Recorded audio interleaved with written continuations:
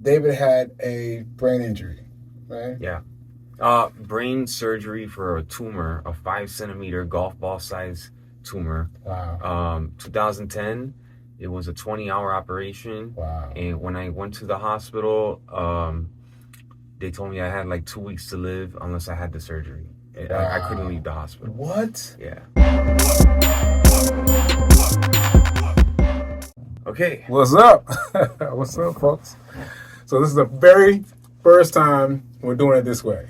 This is the very first time David hooked it up. He hooked this up. And so we're going to do this. So this is going to be Get Rich 101 Unplugged. That's what it's going to be. Unplugged. All right? So yeah, here we are. This is David. I'm going to try to say your last name. David Casablanca? Capablanca. Capablanca. Capablanca. Change the S into a P. Capa. Capablanca. Yeah, there you go. Capablanca. Capablanca. You got it. So tell us where we are and what we're doing here. We're in Los Angeles. We're at the U.S. Bank Tower here. Angeles. The tallest skyscraper west of the Mississippi. Yes. Yeah. Yes. And why are we here? We're here for a 3-day event for the launch of Friendly Bear University. So I decided to invite people to my offices here and the clubs I'm a part of, and just to see everyone can see my world and see how like my trading setup. Today we're doing the computer setup. I'm showing everybody about my whole computer scanners and everything, all my trading stuff. And you get to see my office. My first time seeing the office, by the way, because I've seen it via our interview, but now I'm seeing the whole thing because these seats are actually in his office. Because you saw him before with the Richie Rich poster in the back, but you didn't see this. Right? Yeah. So that section is like where I trade, and this is like I'm opening it up now for podcast. I got these nice chairs and a nice lighting. So it's pretty cool. Yeah, it's very cool. It's very cool. All right, so what we wanted to talk about was picking up from yesterday, because you came in, it was hectic. You came in, we were moving people around, and everyone was moving, and then you sat down and you said, basically, just come for me, just give me your questions, right? Mm-hmm. And everybody gave you questions, and I was floored at all the people's questions you were able to answer, and tied this over to that and that over to this. It was mind-boggling to me. It was mind-boggling to me. So anyway, I just wanted to come back to that and pull some things out. Remember, this is for beginners. So I'm going to pull some things out of that speech.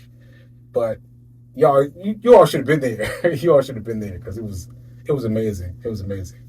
So let's see. Let's talk about what we just talked about just a few minutes ago. You said that you fainted on a flight. Yeah. Right? So background, David had a brain injury, right? Yeah. Brain surgery for a tumor, a 5 centimeter golf ball size tumor. Wow. 2010, it was a 20-hour operation. Wow. And when I went to the hospital, they told me I had like 2 weeks to live unless I had the surgery. I couldn't leave the hospital. What? Yeah. Wow. Yeah. You didn't tell me that. That's deep. Yeah, it was crazy, man. So like, I was 25 at the time. I'm 40 now. And 25 years old, I never had any operations before that. And so like I didn't think it was a big deal. Mm-hmm. I just was ignorant to operations, or ignorant. I thought I was in good health. I was like, you're 25, you know what I mean? You're young and you think unstoppable. Like you don't see. Of course. I never had a near-death experience. Right. Up to then. Right. So I had migraines and I had vision issues, coming and going, like blackouts. I would have blackouts while driving. Wow. Blackouts while I was doing photography. I was into architecture photography. Wait a minute. Back to the car. So you would be driving and then you have a blackout? Yeah, while driving, like 5 seconds. Wow. I'm like, oh, like I'm there. I'm thinking everything's cool. It's just the no lights. It's like all black. Wow. So that happened a few times, and I was like, okay, this is not normal. I can't live like this. And then it started. I was a architecture grad student, so I would draw and I would black out while drawing. And like, I was like, man, how am I gonna be an architect? Or how am I gonna drive? Like, if I'm blacking out, I gotta check that out. Even though I felt fine. So picture like you feel fine, but you're blacked out. like, Feel I was like, fine with the whoa, and I'm blackout. waiting for my vision to come back. Right. And it came back, but it's like, yo, this is weird. Wow. So, and dangerous. So Mhm. I decided to check, but it comes and goes. Like Okay. once every 2 weeks, you know? Really? So like I feel fine for 2 weeks. I was working out, I was running, Right. I was living life, I was Right. going social life, Right. clubs, bars, Mm. and I was feeling fine, but I will black out. Wow. And I'll have some headaches. But like, so I'm 20, 25 years old, you feel like, you can just do Feel like anything. you got it all. Yeah, and so I went to the hospital finally, and actually I went to the eye doctor. And the eye doctor at UCLA, I was going to UCLA grad school at the time. So the eye doctor said, put the vision thing and said, whoa, you got a lot of pressure in your brain. We got to go. Said that? The doctor? Yeah. Just from that initial thing? Yeah. Wow. So, and then I was like, and I wasn't feeling blackouts. Mm-hmm. I just was like getting checked up. And I was getting annoyed. I was like, man, this is taking too long. I just wanted an eye test. I need to go back to go do what I was doing. I was like, no, man, this is annoying. I got to get out of here. This is 25 years old. That's how you think. Right. Most people in early 20s, you kind of like, kind of dumb, Yeah. Kinda dumb. So, right. And then the eye doctor personally walked me over to the UCLA emergency room across the street. Wow. Ronald Reagan said, sit here. And she went and spoke to the emergency room and said, he's got to get an MRI like right now. I've never seen this. Wow. And because usually in the emergency room, you got to sit there and wait. I know. So, especially if you get an MRI, which I've gotten a lot of, you have to wait. Yeah, you have to wait. So she walked, and I didn't know. I'm like, yo, this is annoying. I got things to do. Like, I got to get out of here. It's annoying. Then, but she went and spoke to the front desk, and then they got me in an MRI immediately. And then the MRI came back because she was saying, no, he needs an MRI now.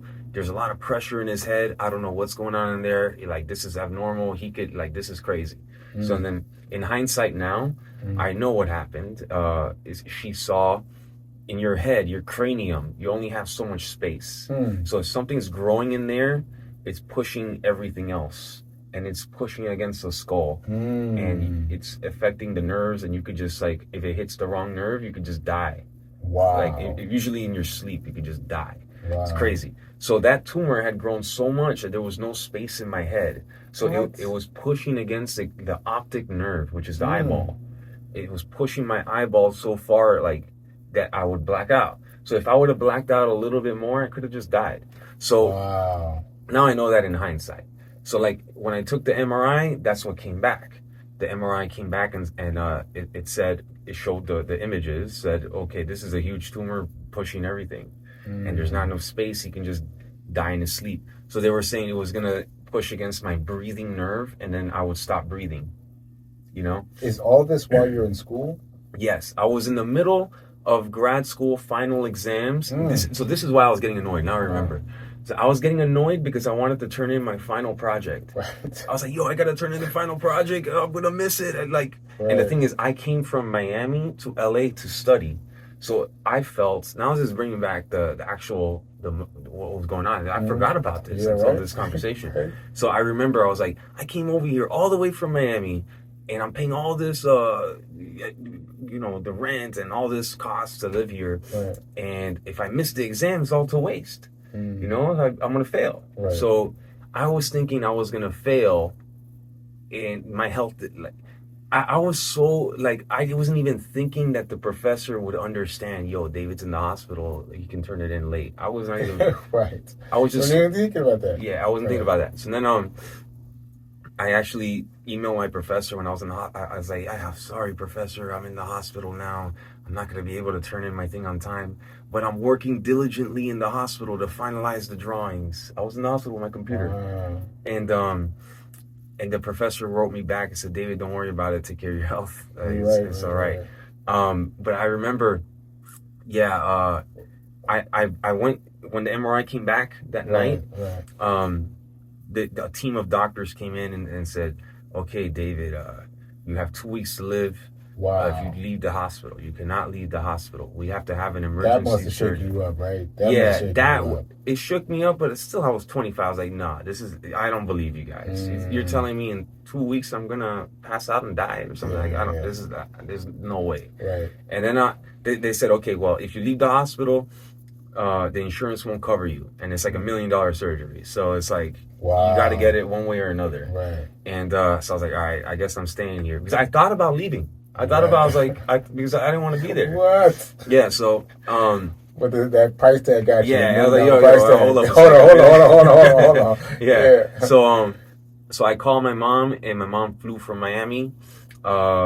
She was there to sign my papers for the surgery because I'm gonna be in a coma or whatever. And I woke up like 3-4 days after the surgery, and I was intubated and like all this crazy stuff. And actually, yeah, I was gone for a few days. It must have been close to a week. Wow. And yeah, I woke up and the last thing I cared about was my school and everything. I was just like fighting for life. Right. The recovery took a solid 1.5 years, almost 2 years. Wow. And yeah, it was pretty rough. Life-changing experience. So did you turn your stuff in that? Yeah, actually, yeah. So yeah, tell me. So the students all came, my classmates, and they came to visit. That's nice. And that's nice, yeah, the one kid, his name's Dan. I hope Dan is doing well, man. I haven't seen him. Dan, if you're out there, you're out there, Dan. He's like, David, don't worry. In 2 weeks, you're gonna be good as new. And I thought that was true. I was like, yo, in 2 weeks, I'll be back in class. And it was like, no, man, it wasn't 2 weeks. No, you got it wrong. You got it wrong. But nah, man. But it was words of encourament. But it was like, for a solid like a few days, I thought this will be over in 2 weeks. It was not 2 weeks, man. Right. 2 years. But they were very supportive. And the thing is that the student debt and medical debt is very tough. So. Yes. So yes. I was yes. So I was out of state from Florida to here. I was out of state. It's costly. Out of state tuitions is costly, super costly. And then I had to do several more years, which is even more costly. It delayed my education. And then to get the insurance for the medical insurance, right. I had to be in school. Okay. They had to make like fake classes for me. Really? To be in school because I couldn't go to school. It's amazing they did that. It's amazing but like the bills kept racking up. Oh yeah. And it got racked up to like bags upon bags upon bags. Hundreds of, let's say multiple six figures. Multiple, yeah. Bags on bags. Yeah, so that is what got me into seeking out a high income skill after I graduated. If it wasn't for all that debt, I would not be stock trading. We talk the same language. We speak the same language because I don't know if you remember, but let me just remind you that I was chilling. I was chilling like you were chilling. I was chilling, doing my thing. And there was a friend of mine. A friend of mine is a dentist.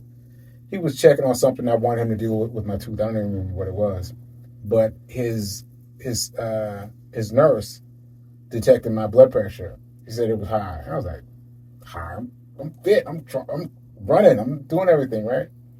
And so I just, I took a meal prescription, ate it, and that was it. But what happened was, I was given a commencement address to students at Fisk University. And I was up there standing in front of these people.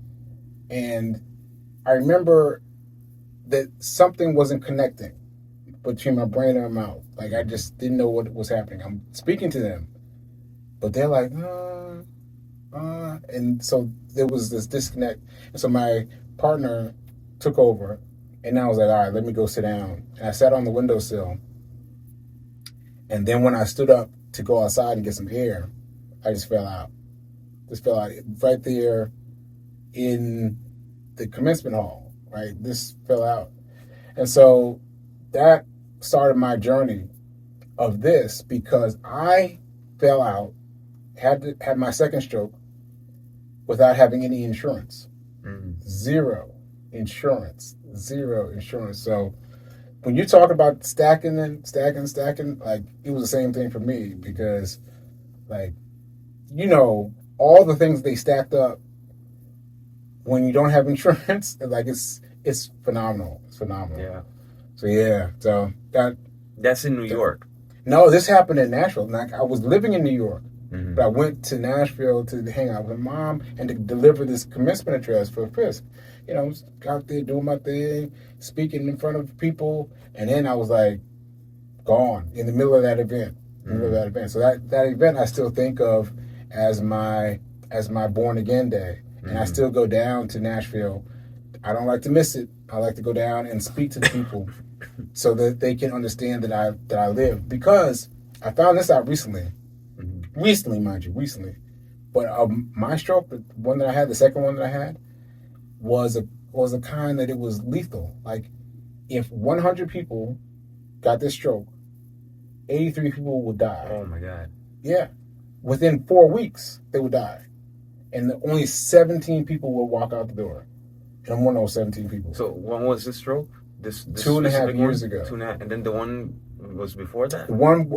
See, that's nothing that bugged me out. They said when they're telling me about my stroke, they were telling me that you already had a stroke. I was like, what? I didn't feel anything. Nothing ever changed. But they said I had this blank stroke. Like maybe you were blacking out. Like I had this blank stroke. Oh, so how did they find out about that one? Looking at my brain. They were looking at my brain. They gave me. I've taken so many MRIs, but they were taking the MRI and they noticed that this stroke, the hemorrhagic stroke, was the second stroke that I had. So yeah. Well, you didn't feel it. So the second one was the one that took everybody out. So 83%. So 2.5 years. So how do you feel since like now? Well, I didn't faint on the plane. But I don't know if they know about that. Yeah. So David fainted on a plane during the recovery. Yeah, a couple years after. Yeah. So that's incredible to me, because I was scared just now flying from New York to LA. That's the longest flight time I've had since my strokes. So I was like, I was scared, but I made it through, and I didn't have as bad as you did. Yeah. So with that, it's like, okay. So as I was recovering, I got into health and fitness. Yeah. And I would go to the gym every day, do the bicycle. I couldn't even run. I had to learn how to run, so I would ride the bike, and I would. Wow. So the thing is with recovery, hold on, you couldn't run. Yeah, no, I couldn't, because it was the brain that they operated it. So they basically didn't yank out, but they took out the tumor, and when they took it out, it disrupted a lot of the brain, and the brain has to rewire. And the brain is very resilient. It's one of those. It's the strongest muscle, one of the strongest. Thank you, brain. Yeah, so it's able to find a way to make the connections. That's why they say muscle memory. It's kind of like the brain has like that, so it's able to reconnect. But there's a period where I have to relearn things. Like I had to relearn how to speak Spanish. I speak Spanish. I had to relearn how to type again. My coordination was off. Running, everything. Wow. But it came back pretty fast, a year or two, and I'm pretty much back to normal. Really? And so anyway, at one point I was doing one-arm push-ups like Rocky Balboa. What? I would do the 2-finger push-ups, Bruce Lee style. Yeah, I got really into it. Wow, you got really into it. Yeah, right? I love the calisthenics like Bruce Lee and the like what fighters do for workouts, for coordination. I was into all of it. Really? I was like, I can't live like all slow and stuff. So wait, hold on. Were you taking classes? I would go to the gym and read books and do YouTube videos, and just follow. Also social media. They still have a profile. It's very popular. Bar Stars. It's for pull-ups. I would do one-arm pull-ups. One-arm pull-up. Yeah. Wow. Because the brain surgery is kind of like a stroke. Because like half your body is weak. The left side of my body was weak, so I was like, I got to strengthen my left side. So I would do one-arm pull-ups. Yeah, and I'm having that reaction because my right side is weak.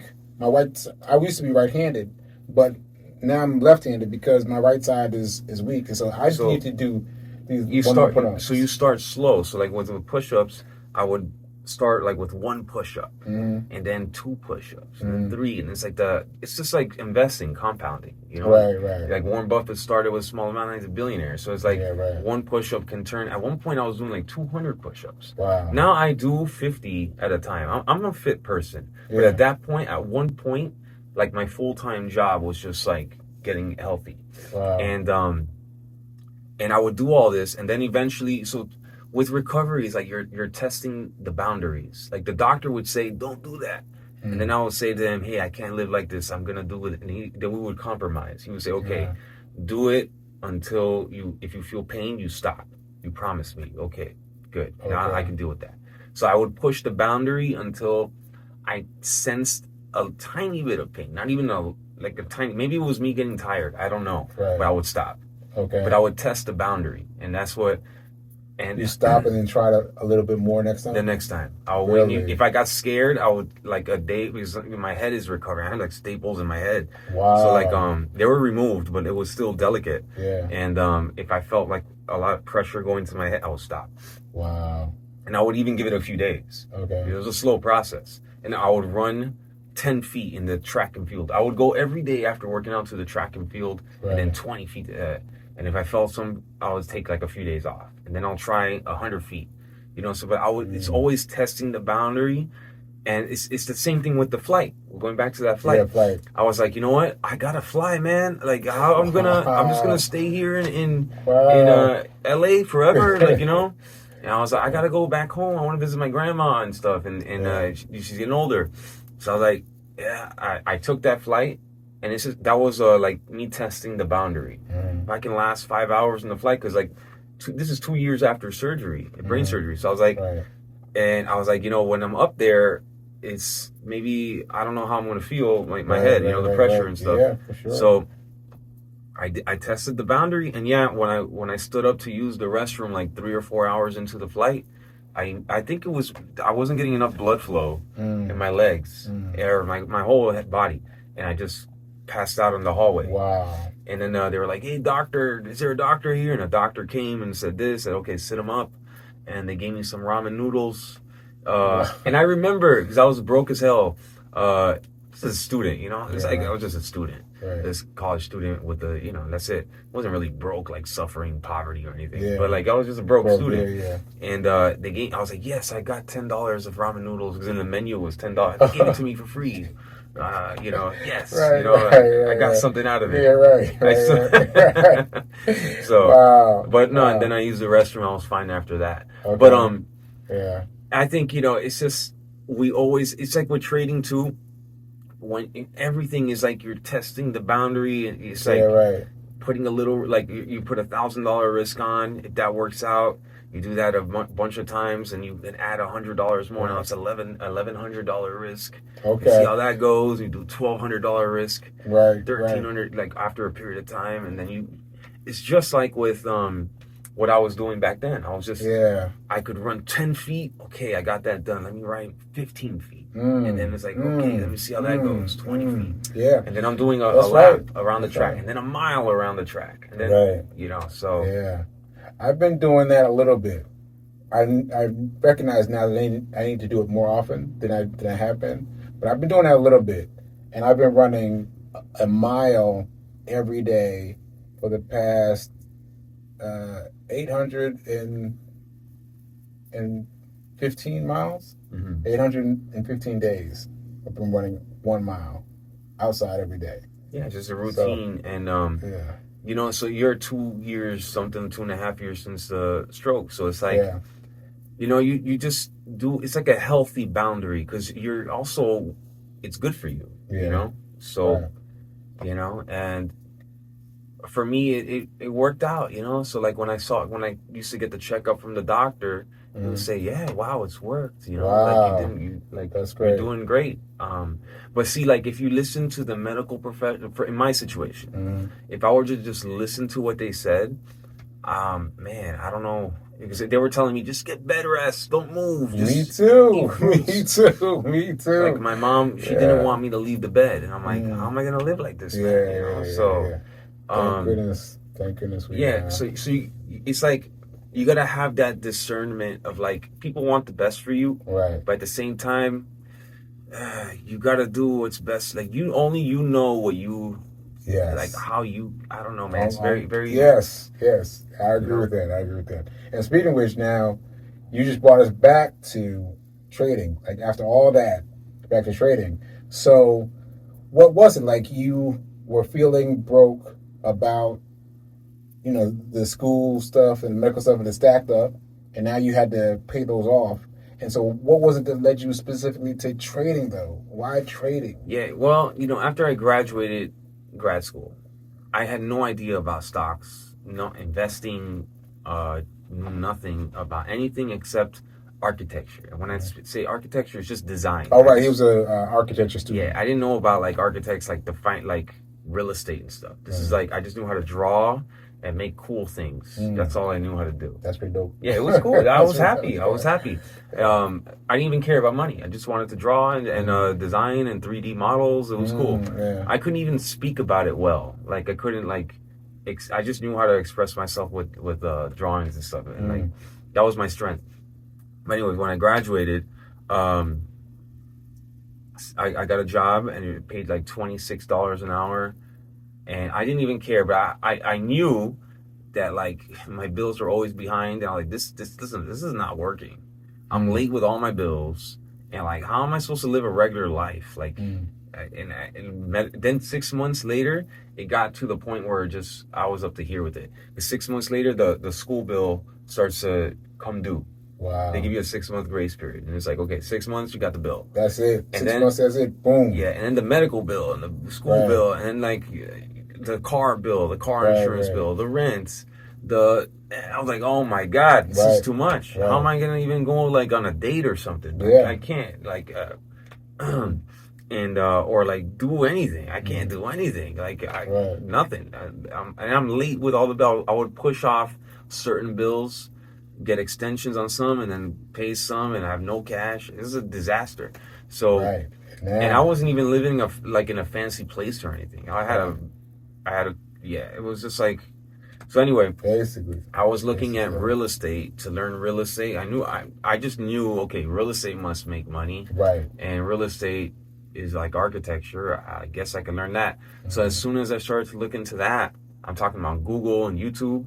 I started being fed stock courses and stuff. So then I looked into that.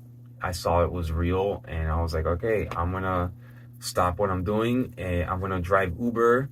I did tutoring. Hold on. Yeah. How did you decide it was real?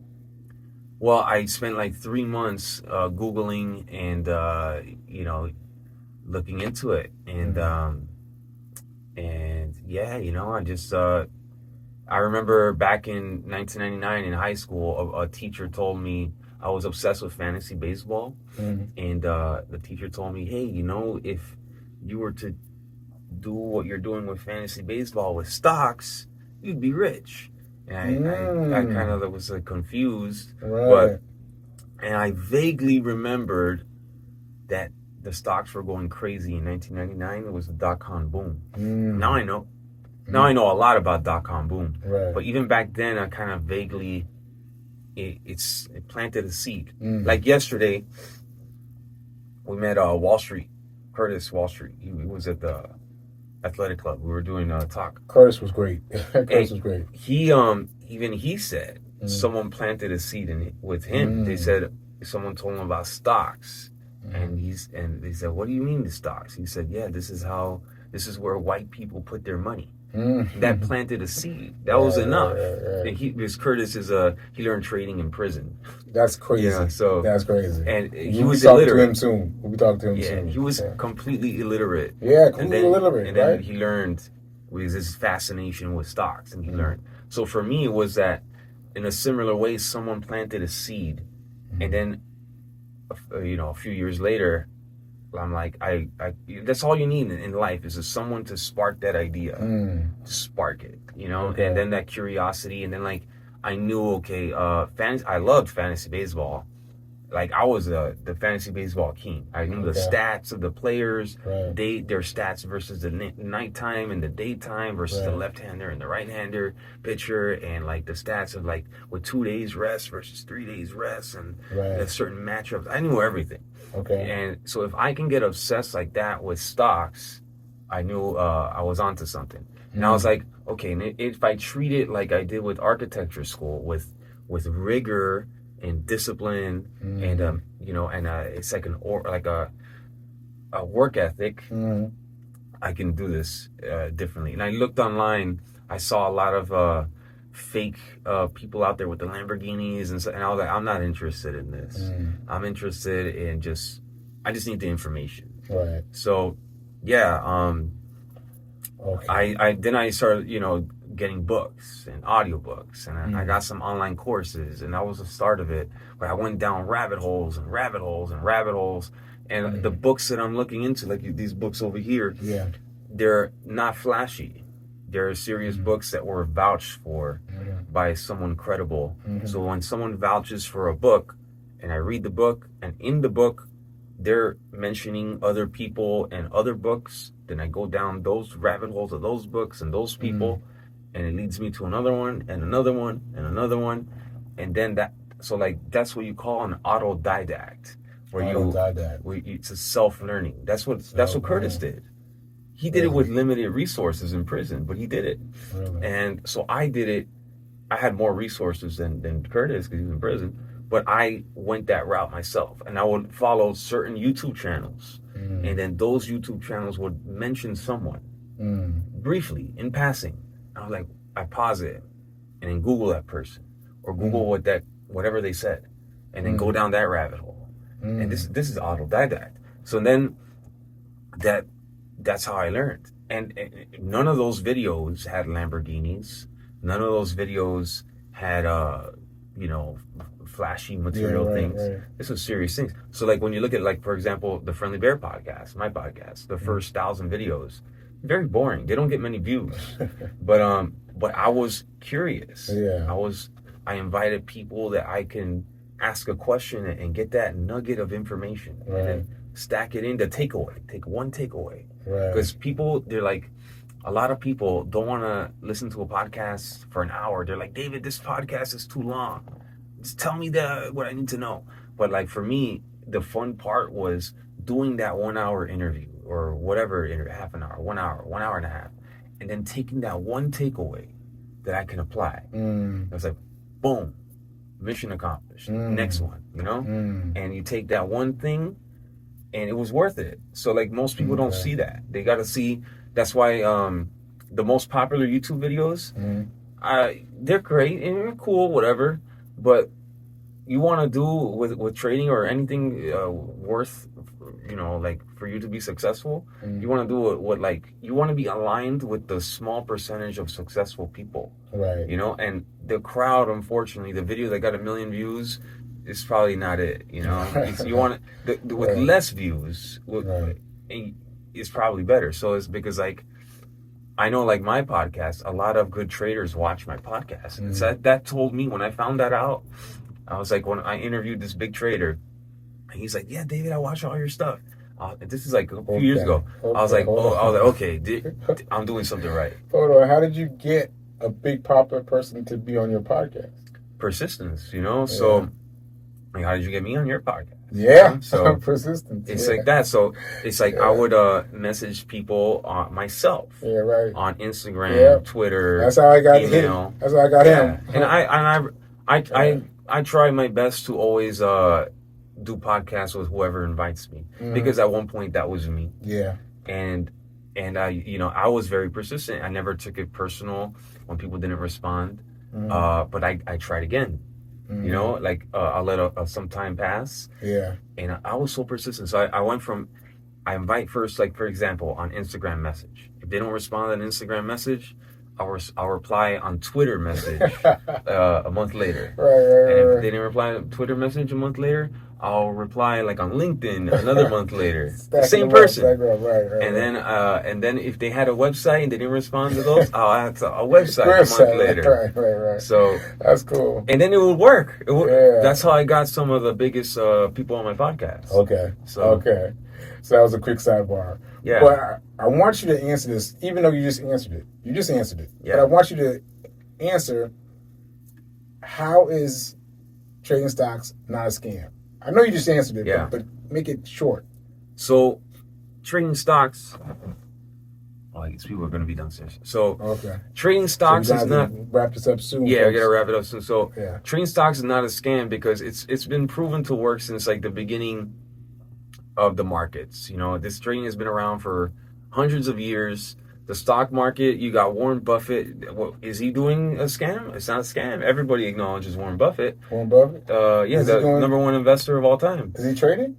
He invests, but traded. Yeah, you're right. Wait, Warren Buffett traded in the 1930s. Oh, yeah? When he was starting, you got to dig in and find it. Wow. Curtis will tell you more about that. He knows a lot about it. So, trading, you got to look at some of the people that have become successful in it. There's a handful, 20, 30 people that are public about it, at least that I know that I can vouch for. If you follow like some YouTube channels, like the Friendly Bear, you can see I the only people I interview are real traders, and I do my homework on it, and it's real, So like the beauty about it is you can do a lot of research these days with like podcasts, with Google. You can see if someone's real, and then you spend 2 or 3 months before you sign up for anything and just investigate. Like, for example, if someone wanted to investigate me, oh man, I have like at least a few thousand hours, maybe like 1,000 hours, not a few, 1,000 hours of me speaking in the internet. Yeah. I have like on my YouTube channel and many interviews like this one. Yeah. So, am I an actor?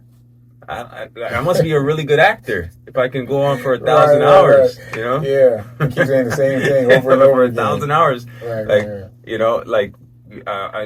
It's not.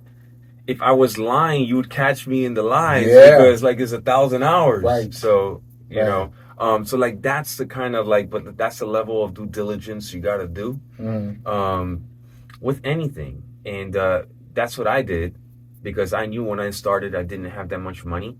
And I couldn't lose the money, and most importantly, I couldn't lose the time. So if I spend, let's say, a few $1,000s studying something that doesn't work, not only do I lose the money, but I also lose the time. And now it's demoralizing, and then I don't want to continue. I'll just do something else. So it's important when you're starting out, you just don't waste the time and don't waste the money, and you just make sure before you decide to do it, you really investigate who you're learning under or whatever. And that's why I started the Friendly Bear University, because like I want to change the game with that. I want to have like a curriculum, a methodology, and what worked for me. And I'm really good at organizing things. Like school almost. Yeah, like school. And I went to University of Florida for undergrad, for example, and they're very supportive of me as an alumni. So I have like their backing somewhat, as much as they can, like trading. They can't be like, yo, they're your school, university, but like I get a lot of support from them. I go and give lectures there. I have events with them. And so like by being aligned with like a university, an institution, it kind of like adds that credibility, extra credibility. I already have credibility, but extra. So Wait, hold on a second. Did you reach out to your school, or did your school No, reach out to you? I was on Business Insider. They verified me every which way possible. I did like 7, I don't know. They interviewed me a bunch of times. That's when. And then they reached out to me and said, David, wow, you're an alumni. You're a Gator. Come back to us. Oh, wow, that's cool. That's cool. So that interview, they credited you with was it 7 figures? Yeah, they 7 figures. Yeah, they verified like my taxes, my journal, the online. They interviewed the CEO of the online journal. They interviewed me. For like a week straight. They saw the way I traded intraday. Like It was a crazy like, wow. and then they threatened me. They do it. It's a part of their verification process. They said, hey, if you're holding anything back, we're gonna sue you. You know, so I was like, hey, you know, I'm not. Well, man. Go ahead, and that's a really good thing for how is it not a scam?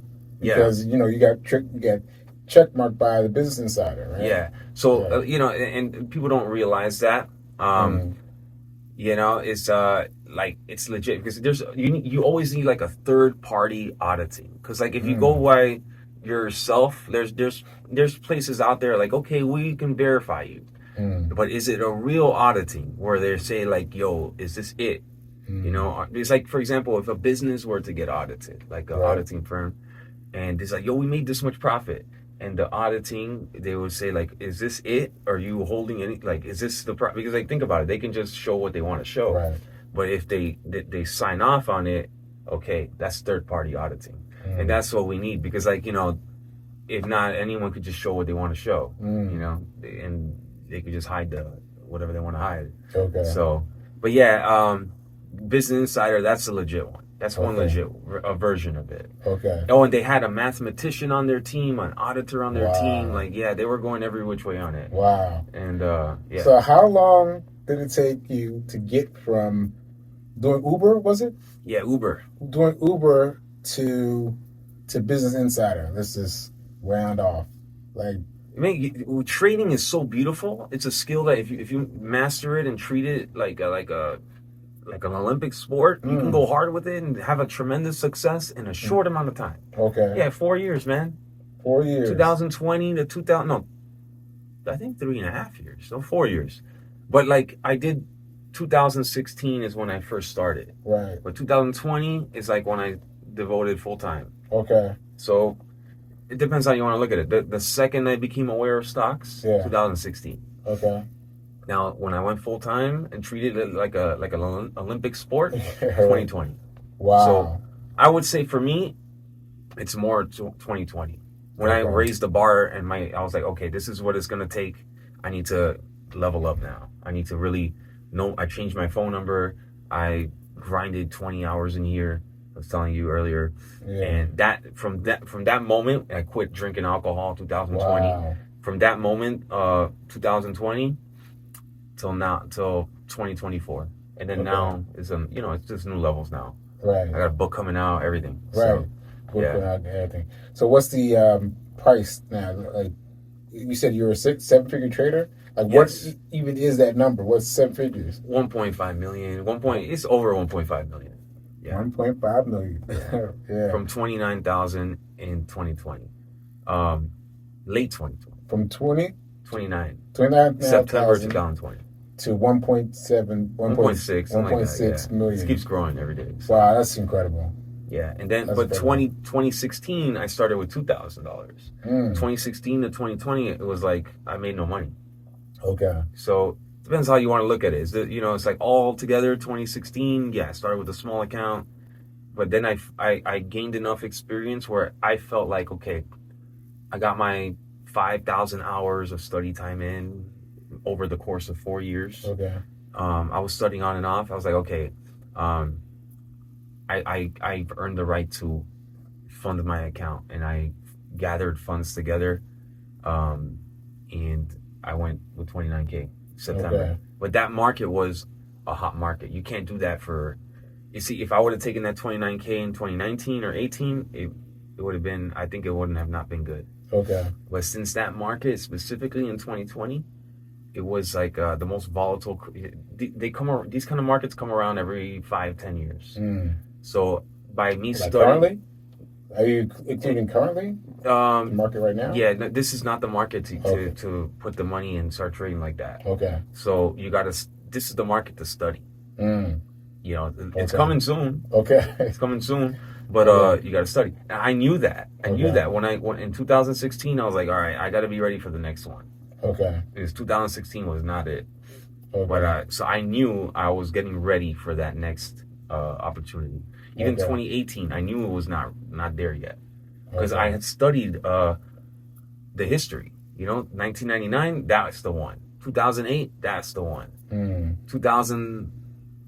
17 kind of, because of the weed and crypto. I knew there's gonna be a time, so I was getting ready for it. But yeah, anyway, we we have these office tour stuff happening right now. We gotta go, folks. So see you next time. Yeah, absolutely.